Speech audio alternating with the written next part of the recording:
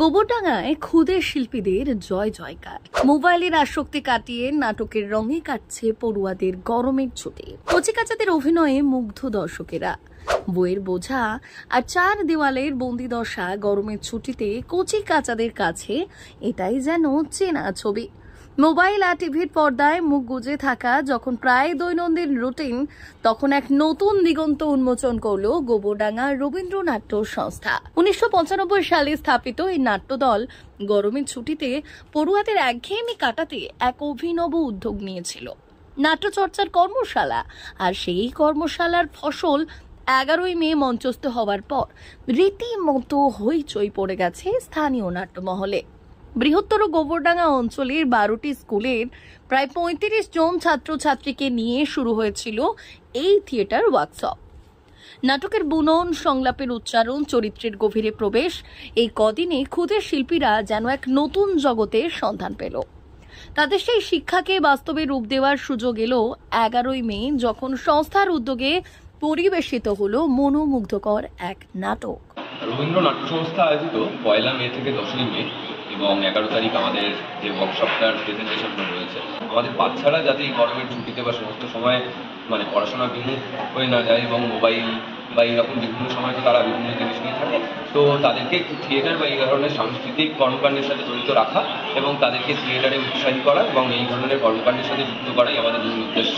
এখান থেকে যদি 2-4 দিন পরবর্তী সময় থিয়েটার করে সেটাই। সাধারণ মঞ্চে ছোট ছোট শিল্পীদের সাবলীল অভিনয় আর নাটকের প্রাণবন্ত উপস্থাপনা সব মিলিয়ে এক অসাধারণ সন্ধ্যা উপহার দিল রবীন্দ্রনাট্য সংস্থা।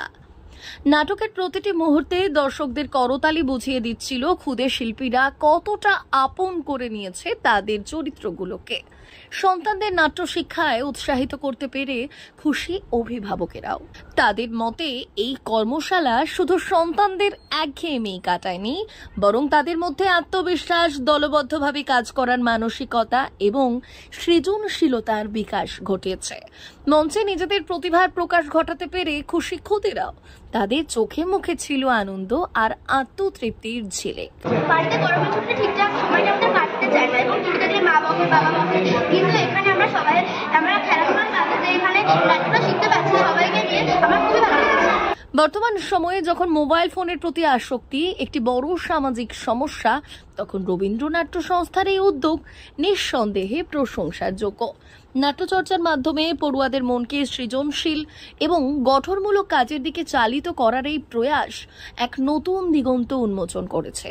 শুধু তাই নয়, এই কর্মশালা প্রমাণ করল সুযোগ পেলে কচিকাচারাও তাদের সুপ্ত প্রতিভার বিকাশ ঘটাতে পারে এবং সমাজের কাছে এক উজ্জ্বল দৃষ্টান্ত স্থাপন করতে পারে। রবীন্দ্র নাট্য সংস্থা গ্রীষ্মকালীন ছুটিতে প্রতি বছর নাট্য কর্মশালার আয়োজন করে থাকে।